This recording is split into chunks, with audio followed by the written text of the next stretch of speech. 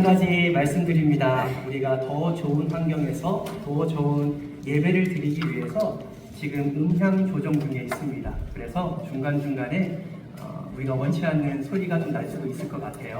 그럴 때마다 이해하시고 말씀에 집중하는 그런 시간 되시기를 바랍니다. 시편 150편은 할렐루야 시편으로 불립니다. 왜냐하면 할렐루야로 시작했다가 할렐루야로 마치기 때문이지요. 시편 150편뿐만 아니라 135편도 또 146편에서 149편도 할렐루야로 시작해서 할렐루야로 마치는 것을 볼 수 있습니다. 여러분, 할렐루야로 시작해서 할렐루야로 마친다라는 것은 무엇을 의미할까요?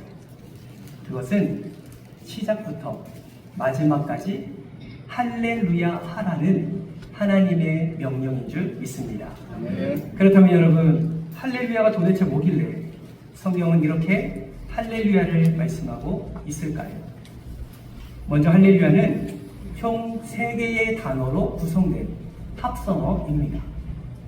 첫 번째는 할랄이라는 단어입니다. 이 단어는요, 찬양하다, 밝게 비추다 라는 의미를 가지고 있습니다. 두 번째 단어는 루라는 단어입니다. 이 루는 너희는 이라는 너희라는 의미를 가지고 있습니다. 그래서 할랄과 루가 만나 할렐루라고 발음이 변형되는 것이죠. 세 번째 단어는 야라는 단어입니다. 이 단어는 야훼, 하나님을 의미하는 것이죠. 그래서 할렐루야를 정리하면 너희는 하나님을 찬양하라 라는 의미인 것입니다. 여러분, 우리는 할렐루야를 외칩니다. 아멘이십니까? 이렇게 할렐루야를 고백할 수 있는 이유가 무엇입니까? 그것은 예수 그리스도를 우리의 마음으로 믿고 입술로 시인하고 구주로 영접했기 때문에 우리는 할렐루야를 외치는 줄 믿습니다. 그렇다면 여러분, 질문합니다. 여러분은 진실로 예수 그리스도를 나의 구주로 그 십자가의 사랑으로 말미암아 내 죄가 깨끗이 사함 받았고 그로 말미암아 내가 구원받았다라는 사실을 믿으십니까? 네. 믿으시죠. 그러면 한 번 더 질문할게요. 여러분, 지금도 예수 그리스도를 믿는 그 온전한 믿음으로 여러분의 삶 속에서 할렐루야 인생을 살아가고 계신가요? 예, 감사합니다. 다음의 질문 때는 훨씬 더 많은 아멘으로 화답하시길 주님의 이름으로 축복합니다. 아멘. 첫 번째 질문과 두 번째 질문의 아멘의 차이가 나는 이유가 뭘까요? 우리는 예수를 믿는데 할렐루야 인생을 살아내지 못하는 이유가 무엇일까요? 너무나 안타까운 것은 참된 그리스도인이 예수를 믿으면서도 정작 삶 속에서는 할렐루야, 하나님을 찬양하는 인생으로 살지 않고 있다라는 것입니다. 이렇게 함께 모여서 예배드리면 얼마나 좋습니까? 얼마나 기쁨입니까? 함께 모여서 찬양하며 때로는 두 손을 높이 들고 할렐루야 하나님을 외치기는 하지만 삶의 자리에 돌아가며 하나님께 찬양 올려드리기보다 여전히 세상의 욕심과 세상의 정욕이 그 하나님보다 앞설 때가 얼마나 많은지 모릅니다. 이런 모습을 볼 때 너무나 안타까운 마음이 듭니다. 사랑하는 성도 여러분, 정말 원하고 바라고 소망하는 것이 하나 있습니다.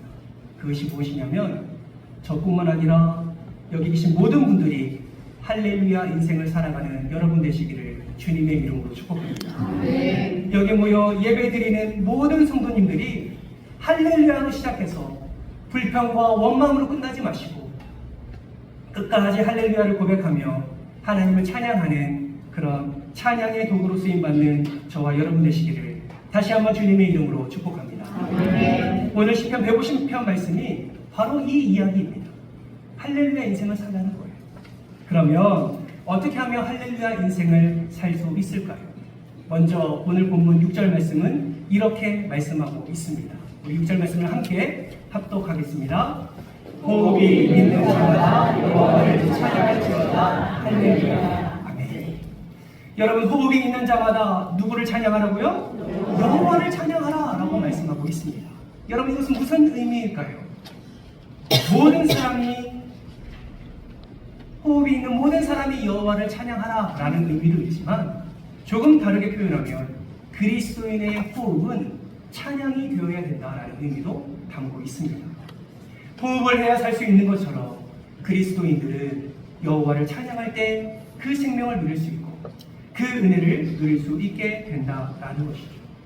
사랑하는 성도 여러분, 여러분이 호흡하는 것처럼 우리 입에서 날마다 주님을 찬양하는 찬양이 넘쳐나기를 주님의 이름으로 축복합니다. 그렇다면 우리가 어떻게 하면 할렐루야 인생으로 하나님을 찬양하는 삶을 살 수 있을까요? 첫 번째는 내가 있는 곳이 찬양의 터임을 기억해야 합니다. 한 번 더요. 내가 있는 곳이 무엇임을 기억하라고요? 찬양의 터임을 기억해야 한다라는 것입니다. 오늘 본문 1절 말씀을 한번 보십시오. 성경은 이렇게 말씀합니다. 할렐루야, 그의 성소에서 하나님을 찬양하며 그의 권능의 궁창에서 그를 찬양할지어다.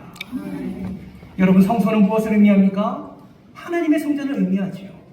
다른 표현은요, 하나님이 임재하시는 곳을 말씀합니다. 하나님이 친히 임재하셔서 만나 주시는 곳이 바로 성소라는 것이죠. 그런데 오늘 시편 기자는 무엇을 말합니까? 그 성소에서 누구를 찬양하는 거야? 여호와 하나님을 찬양하라 라고 말씀하고 있는 것입니다. 또 이어서 보시면 그의 권능의 궁창에서 찬양하라 라고 말씀하고 있습니다. 여기서 말하는 궁창은 우리가 일반적으로 아는 하늘을 의미하는 것이 아닙니다. 하나님이 거하시는 하늘을 의미합니다. 그 궁창이 얼마나 크고 위대한지 권능의 궁창이라고 표현하는 것이죠. 그곳에서까지 하나님을 찬양하라 라고 시편 기자는 명령하고 있는 것입니다. 왜냐하면 우리 하나님은 이 땅에서나 하나님이 계시는 하늘에서나 찬양받기에 합당하신 분이시기 때문입니다. 아멘이십니까? 아멘입니다. 여러분, 이 사실에 아멘을 고백하신다면 여러분 반드시 기억하실 것이 있습니다. 그것이 무엇이냐면 내가 어디에 있든지 그 자리가 하나님을 찬양할 찬양의 터라는 사실입니다. 그 이유가 무엇입니까? 임마누엘 하나님, 나와 늘 함께 하시며 나와 늘 동행하시며 내가 있는 그 자리에서 내가 있는 그 어떠한 곳에서든지 나와 함께 하시는 하나님이 함께 계시기에 내가 서 있는 자리가 성소가 되어지고 내가 서 있는 자리가 하나님이 만나는 자리가 되어지며 그 자리가 하나님을 찬양하는 찬양의 터가 된다라는 사실입니다. 여러분, 이 자리에 하나님이 함께 하심을 믿으십니까? 믿으시기 바랍니다. 하나님 이 자리에, 저와 여러분 예배하는 이 자리에 하나님이 함께 하십니다. 여러분, 예수의 이름으로 모인 가정이 하나님의 함께 하시는 가정이면 믿으십니까? 믿으시기 바랍니다. 믿음으로 하나님을 바랄 때 그곳이 하나님을 만나는 성소가 되어지는 것이죠. 직장도 마찬가지고요. 누구를 만나도 마찬가지입니다. 심지어 죄가 가득한 그곳에, 내가 죄의 자리에 있는 그 자리에도 나와 함께 하시는 분이 하나님이심을 우리는 반드시 기억해야 하는 것입니다. 여러분, 바울과 실라를 보십시오. 마게도니아 전도로 주님의 부르심을 받아 전도 여행을 갈 때 빌립보 지역에서 한 귀신 들린 여종을 만나지요. 그 여종을 어떻게 합니까? 예수의 이름으로 그 귀신을 쫓아냅니다. 그 쫓아낸 결과가 무엇입니까? 그 여종의, 귀신 들린 여종의 주인의 고소로 말미암아 바울과 실라가 감옥에 갇히게 되지요. 여러분, 감옥이 어떤 곳입니까? 자유가 없는 곳입니다. 감옥이 어떤 곳입니까? 핍박이 있는 곳이지요. 고통이 있는 곳입니다. 그 누구도 감옥에 가고 싶은 사람 아무도 없습니다. 그러나 전도하다가 바울과 실라가 감옥에 갇히게 되었습니다. 여러분 아십니까? 그들이 감옥에 갇혀서 행했던 일을 여러분 기억하시나요? 사도행전 16장 말씀에 보니까 그들이 한밤중에 감옥에서 하나님을 찬양했다라고 성경은 기록하고 있습니다. 여러분 기억해 보십시오. 감옥이라고요. 아무것도 할 수 없는 감옥이라고요. 내 욕구, 내 만족 채울 수 없는 곳이 감옥입니다. 그런데 어떻게 거기서 하나님을 찬양할 수 있었을까요? 그들은 알았던 거죠. 비록 감옥이다 할지라도 지금 나와 함께 하시는 분이 하나님이시네. 지금도 이 감옥 안에 지금 환경이 너무나 어렵지만, 상황이 너무나 어렵지만, 내 발에, 내 손에 차인 창고가 너무나 나를 고통스럽게 하지만 하나님이 지금도 나와 함께 하심을 그들은 믿었기 때문에 그 감옥의 자리가 찬양의 터가 된 것입니다. 사랑하는 성도 여러분, 여러분이 어디 있든지 하나님은 여러분과 함께 하십니다. 날마다 여러분과 함께 하시는 그 임마누엘 하나님을 믿으신다면 그곳이 여러분이 하나님을 찬양해야 하는 찬양의 터임을 반드시 기억하시기 바랍니다. 여러분, 찬양이 도대체 무엇인데 우리가 있는 곳에서 하나님을 찬양해야 될까요? 여러분 기억하십시오. 찬양은요, 하나님을 기뻐하고 즐거워하는 그 감격을 표출하지 않을 수 없는 그 감격의 행위를 찬양이라고 말할 수 있습니다. 또 하나는요, 찬양은 하나님을 자랑하는 것입니다. 앞서 할랄이라는 단어가 찬양하다라는 의미가 있다고 말씀드렸는데 이 할랄이라는 단어의 또 다른 의미가 바로 자랑하다라는 의미입니다. 여러분, 찬양은요, 하나님을 자랑하는 거예요. 우리의 입술에서 나오는 이 찬양은 하나님을 높이며 하나님을 자랑하는 것입니다. 찬양은 좁은 의미로 우리의 입술로 하나님을 높이는 것이고 넓은 의미로 우리의 생각과 우리의 말과 우리의 행동으로 하나님을 자랑하는 것이죠. 그러므로 여러분, 우리가 모인 이곳이 무엇입니까? 바로 찬양의 터라는 것입니다. 예수 그리스도로 모인 이곳이 찬양의 터임을 반드시 기억하시기 바랍니다. 그렇기 때문에 우리가 이렇게 모여서 예배를 드릴 때 어떤 마음으로 하나님을 찬양해야 됩니까? 하나님께서 허락해 주시는 그 은혜로, 기쁨으로, 감격으로 찬양해야 되는 것이죠. 그저 예배 순서에 있으니까 찬양하는 것이 아닙니다. 그저 목사가 앞에서 몇 장 찬송하자니까 하는 찬양이 아니라는 거예요. 나에게 허락해 주신 그 구원의 감격과 나에게 허락해 주신 삶의 은혜를 생각하며 감사함으로 하나님을 높이고 하나님을 자랑하는 것이, 그것이 바로 찬양이다라는 것입니다. 그러니 여러분, 부탁드립니다. 찬양할 때에 다른 사람 의식하지 마세요. 여러분에게 허락해 주신 그 하나님의 은혜를 생각하십시오. 그리고 그 찬양대로 다른 사람 의식하지 마시고 하나님께 영광 올려드리시기를 주님의 이름으로 축복합니다. 또 한 가지 부탁합니다. 여러분, 찬양의 종류를 의식하지 마십시오. 여러분, 찬송가는 은혜가 되고 복음성가는 은혜가 안 됩니까? 반대로요, 복음성가는 은혜가 되고 찬송가는 은혜가 안 됩니까? 아는 찬양이면 은혜가 되고 모르는 찬양이면 은혜가 안 됩니까? 여러분, 찬양은 그런 의미가 아니다라는 거예요. 아는 찬양이든 모르는 찬양이든 내 안에 살아계신 예수 그리스도가 계시고 그 살아계신 예수 그리스도께 내 마음을 올려드릴 때 온전한 찬양으로 하나님께 영광 올려드릴 수 있다라는 것입니다. 여러분, 그러니까 모르는 찬양이 나오면 여러분 그 가사에 집중하시고 그 가사에 내 삶의 고백을 담아서 함께 하나님께 찬양 올려드리는 저와 여러분 되시기를 주님의 이름으로 축복합니다. 이렇게 모여서 드리는 찬양뿐만 아니라 삶 속에서, 가정에서, 직장에서 만나는 자리마다 멜로디로도 하나님을 찬양할 수 있지만 우리의 생각과 우리의 말과 우리의 행동으로 하나님을 자랑할 때에 하나님이 우리의 찬양을 기뻐 받으시고 우리의 삶 속에서 하나님의 놀라운 은혜를 부어주신다라는 것입니다. 여러분, 바울과 실라가 그렇게 해서 감옥에서 하나님을 찬양할 때 어떤 역사가 일어났습니까? 성경에 보니까 큰 지진이 나고 옥터가 움직이고 문이 열리고 손발에 채워진 창고가 부러진 것처럼 여러분, 그들이 지키는 간수의 가정이 예수로 말미암아 구원을 얻게 된 것처럼 우리가 찬양할 때 우리 삶에 가두는 모든 악한 문들이 열릴 뿐만 아니라 우리의 삶 가운데 모든 문제들이 풀어지며 하나님의 놀라운 은혜, 그 구원의 은혜를 우리도 누리게 될 줄 믿습니다. 바라고 소망하기는 이 은혜의 주인공 되시기를 주님의 이름으로 축원합니다. 우리가 어떻게 하면 할렐루야 인생으로 하나님을 찬양하는 삶을 살 수 있을까요? 두 번째는 찬양의 이유를 분명히 알아야 합니다. 오늘 보면 2절 말씀 같이 한번 읽겠습니다. 그의 능하신 행동을 찬양하며 그의 지극히 위대하심을 따라 찬양할지어다. 아멘. 여러분, 여기서 말하는 그의 능하신 행동과 지극히 위대하심은 무엇을 의미할까요? 이거는 단 두 단어로 요약할 수 있습니다. 따라서 봅시다. 창조와 구속입니다. 뭐라고요? 무엇이 창조와 구속입니까? 그의 능하신 행동과 그의 위대하심, 이거를 요약하면 창조와 구속이다 라는 것이죠. 사랑하는 성도 여러분, 하나님은 우리가 사는 이곳뿐만 아니라 우주 만물을 창조하신 분이십니다. 아멘이십니까? 이것이 그분께는 굉장히 능하신 행동이지요. 그리고 우리에게는 정말 위대한 일입니다. 감히 흉내낼 수 없는 하나님의 능력이지요. 그런 위대하고 능하신 행동을 하시는 하나님께 우리가 찬양 올려드려야 될 이유는 그런 위대하신 하나님이 저와 여러분을 사랑하셨다라는 것입니다. 저와 여러분을 죄에서 건져주셨다라는 것이지요.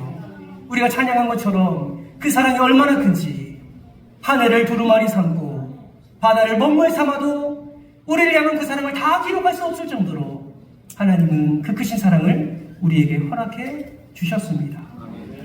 여러분, 우리가 찬양해야 될 이유가 바로 여기 있는 것입니다. 내 문제가 해결돼서 찬양하는 것이 아니라요.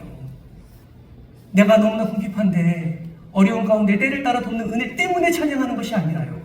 물론 그것 때문에도 찬양해야 되지만 우리의 찬양의 근원은 오직 하나님께 있음을 기억하며 하나님의 능하신 행동과 그 위대하심을 바라며 우리는 찬양해야 될 줄 믿습니다.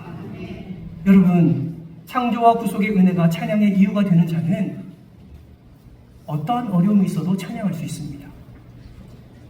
창조와 구속의 은혜가 내가 찬양할 온전한 이유가 되는 할렐루야 인생을 살아가는 자는 어떠한 슬픔과 어떠한 절망 가운데 있다 할지라도 하나님을 찬양할 수 있습니다. 반대로요, 창조와 구속의 은혜가 찬양의 이유가 되지 못하시는 분들은 잘 될 때는 찬양하지요. 형통할 때는 찬양합니다. 그러나 조그만 어려움이 나에게 다가올 때, 내가 감당할 수 없는 조그만 문제가 내 삶을 얽어맬 때 우리는 하나님을 찬양하지 못한다라는 것입니다. 사랑하는 성도 여러분, 언제 어디서나 그 능하신 행동을 나타내시며 그 위대하심을 나타내시는 하나님 바라보며 찬양하는 저와 여러분 되시기를 주님의 이름으로 축복합니다. 이 은혜가 기억나지 않고 찬양의 이유가 되지 않으면 여러분, 우리가 아무리 찬양을 해도요, 찬양 속의 기쁨을 누리지 못하고 오히려 힘들고 낙심이 될 경우가 많다라는 것을 우리는 기억해야 됩니다. 제가 총신대학교를 다닐 때 있었던 일입니다. 총신대학교 3학년 때 반 MT를 가게 되었습니다. 저희 때는 한 반에 70명 정도 같이 신학을 공부했거든요. 우리는 고등학교라고 이야기를 했습니다. 담임 선생님도 있어요. 교수님 중에 한 분이 반을 이렇게 담당해 주셔서 상담도 해주시고 이렇게 해주셨습니다. MT를 갔는데 교수님도 같이 따라갔어요. 찬양을 했습니다. 첫 시간, 첫 예배. 여러분, 거기 모인 사람들은 다 어떤 원더분들이세요? 전도사들이잖아요. 신학교니까요. 여러분, 전도사들이 찬양하면 얼마나 뜨겁게 할까요? 상상이 안 가시죠? 궁금하신 분들은 총신대 지원하셔서 와, 정말 뜨겁게 찬양했습니다. 찬양 인도하신 분의 그 인도에 따라 마음을 다해서 찬양했어요. 두 손 들고 찬양합니다. 눈물을 흘리며 찬양합니다. 그런데 우연찮게 그 찬양의 자리, 은혜의 자리에서 은혜를 받지 못하는 단 한 사람을 제가 바라보게 되었습니다. 여러분, 그분이 누굴까요? 교수님이셨어요.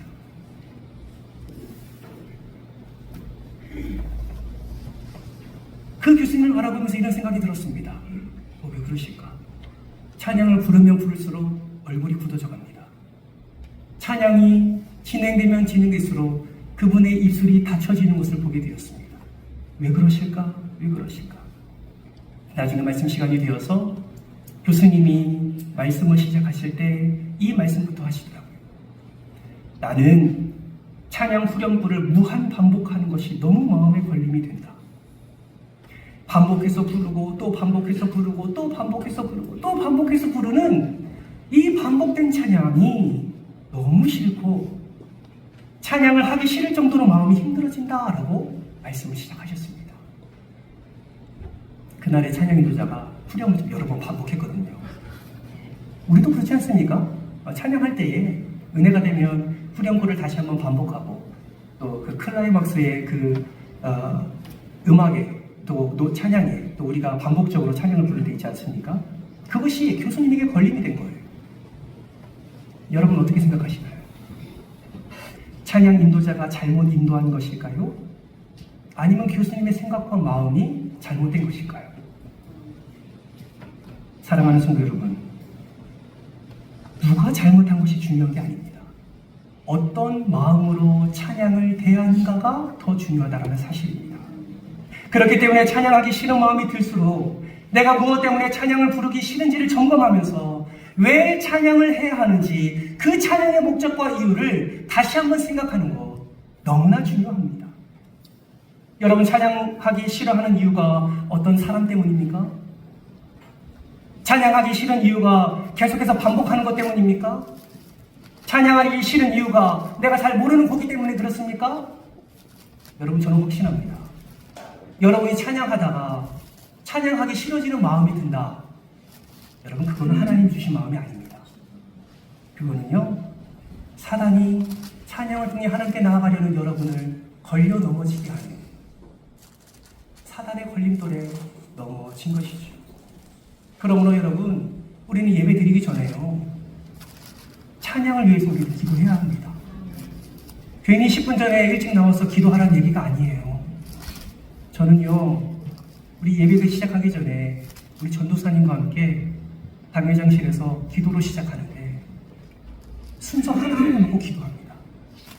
왜 그렇게 기도합니까? 저는 확신합니다. 마음을 다해 하나하나 주님 앞에 나아가는 그 예배 순서마다 하나님께서 우리의 마음을 만지시고 우리의 마음 역사해 주실 줄 저는 믿습니다. 여러분 함께 기도하지 않으시겠습니까? 5분만 좀 일찍 나와보세요. 찬양을 위해서 기도해 보십시오. 여러분 찬양을 위해서 기도한 적이 있으십니까? 찬양을 위해서 기도할 때 이렇게 기도해 보십시오. 하나님, 나의 찬양이 하나님의 능하신 행동과 위대함에 초점을 맞추는 찬양이 되게 하여 주옵소서. 그 어떤 것도 하나님께 나아가는 이 자리에 걸림돌이 있지 아니하도록 하나님, 나의 찬양의 터가 온전히 하나님께 영광 올려드리게 하여 주옵소서. 이런 기도로 우리는 주님 앞에 엎드려야 하는 것이죠. 여러분 찬양은 하나님께 나아가는 디딤돌입니다. 그러므로 찬양을 부를 때 나 하나님께 나아가지 못하도록 하는 걸림돌이 자꾸 생각나고 내 입술에서 찬양의 소리가 점점 줄어들 간다면 여러분 반드시 우리가 찬양해야 할 이유와 목적을 다시 한번 생각하시고 하나님이 그 능하신 행동과 위대한 역사를 찬양하는 저와 여러분 되시기를 주님의 이름으로 축복합니다. 마지막 세 번째는 따라합니다. 하나님께 내 인생을 맡겨야 합니다. 오늘 본문 3절에서 5절 말씀 좀 길지만 우리 한 절씩 같이 합독하도록 하겠습니다. 3절 말씀 있습니다. 나팔 소리로 찬양하며 비파와 수금으로 찬양할지어다. 소고치며 춤추어 찬양하며 현악과 풍소로 찬양할지어다. 큰 소리 나는 제금으로 찬양하며 높은 소리 나는 제금으로 찬양할지어다. 아멘. 시편 기자는 3절에서 5절 말씀을 통해 무엇을 찬양해야 되는지를 잘 보여주고 있습니다. 무엇으로 찬양하라고 말씀합니까? 다양한 악기를 가지고 여호와 하나님을 찬양하라라는 거예요. 가장 처음 등장한 악기가 무엇입니까? 나팔이지요. 나팔은 야생염소의 뿔로 만들었습니다. 제사장들이 제사를 드릴 때 사용하던 악기입니다. 비파와 수금은 둘 다 현악기입니다. 현재 하프와 검은고의 형태를 가지고 있는 그런 악기입니다. 비파는 고대의 기타라고도 말할 수 있지요. 소고는 전형적인 타악기입니다. 드럼인데요. 서민들이 축제나 절기 때에 기뻐 환호성을 지를 때 주로 사용했던 악기입니다. 현악은 현악기의 총체를 가리키고 퉁소는 오늘날 플룻을 의미합니다. 소고와 소고는 격한 슬픔을 억누를 때 사용했던 악기이고요. 큰 소리 나는 재금과 높은 소리 나는 재금은 오늘날 심벌즈와 캐스터네처와 같은 악기입니다. 이거를 종합해 보면요, 시편 기자가 말하는 이 악기는 관악기도 있고 현악기도 있고 타악기도 있습니다.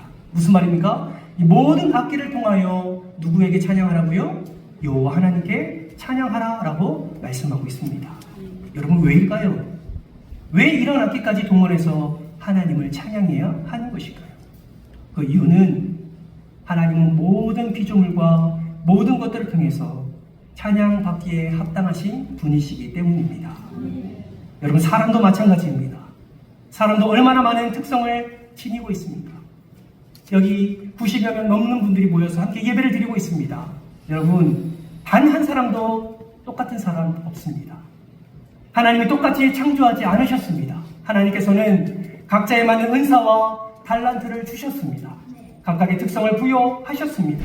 그리고 하나님이 만드신 그 특성 그대로 하나님을 찬양하게 하셨습니다. 이것이 하나님이 우리를 창조하신 목적이지요. 그러면 우리는 하나님이 만드신 특성대로 하나님을 찬양하려면 어떻게 해야 할까요? 여러분, 그것은 바로 내 인생을 하나님께 맡겨야 되는 것입니다. 3절에서 5절까지 나온 악기들의 특징이 무엇인지 아십니까? 모든 악기가 그렇듯 악기는 사람을 통해서 연주된다라는 사실입니다. 아무리 좋은 악기가 있어도요, 그 악기가 어떤 사람의 손에 들려지지 않는 이상 그 악기는 스스로 소리를 낼 수가 없는 것입니다. 아무리 안 좋은 악기다 할지라도 그 악기를 잘 알고 그 악기를 잘 다루는 사람에 붙들리면 그 악기는 최고의 소리를 내는 악기가 될 수 있다라는 것이죠. 여러분, 사람도 마찬가지입니다. 사람을 창조하시고 사람을 하나님의 섭리 가운데 살게 하시는 그 하나님은 사람을 너무나 잘 알고 계시기에 그 하나님의 손에 붙들려 있을 때 사람은 가장 귀한 찬양의 도구로 쓰임 받을 수 있다라는 것입니다.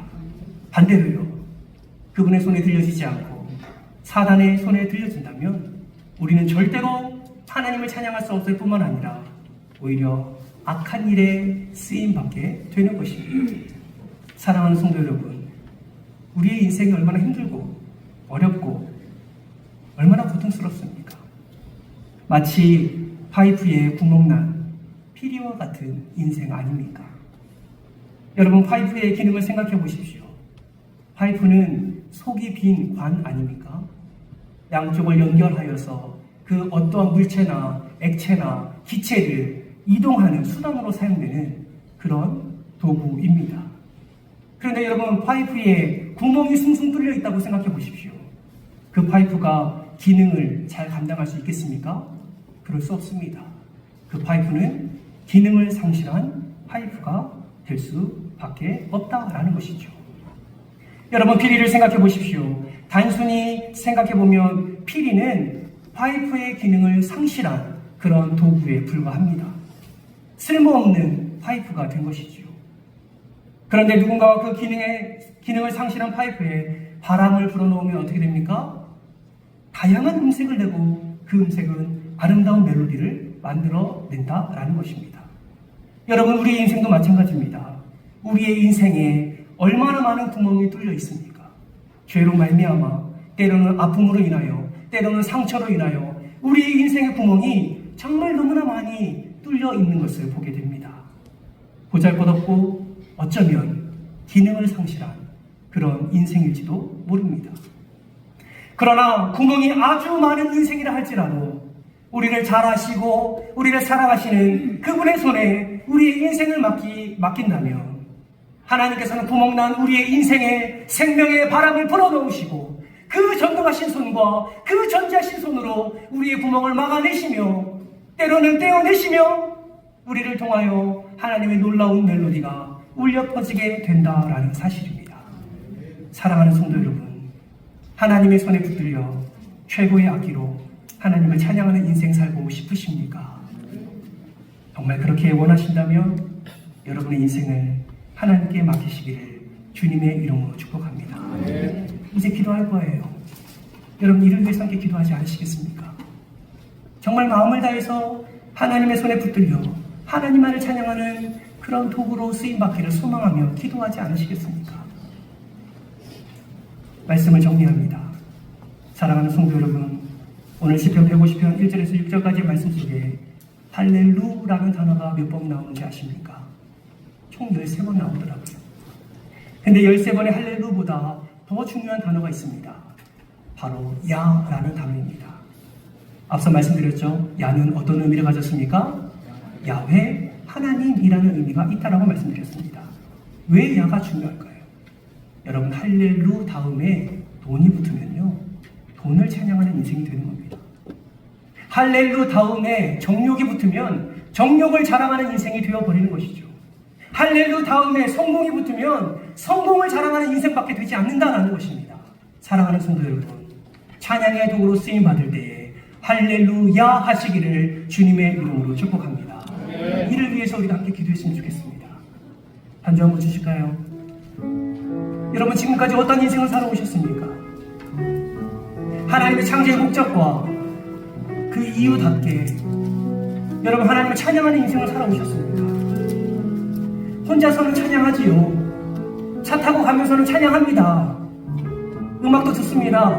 찬양의 멜로디가 귀로 들리고 우리 입술에서 함께 고백되어집니다. 그러면 여러분 다른 사람과 함께 있어야 됩니다. 여러분 직장에 있을 때는요, 예수를 알지 못하는 자와 만난 그 가운데서는요, 여러분 정말 하나님을 자랑하고 있습니까?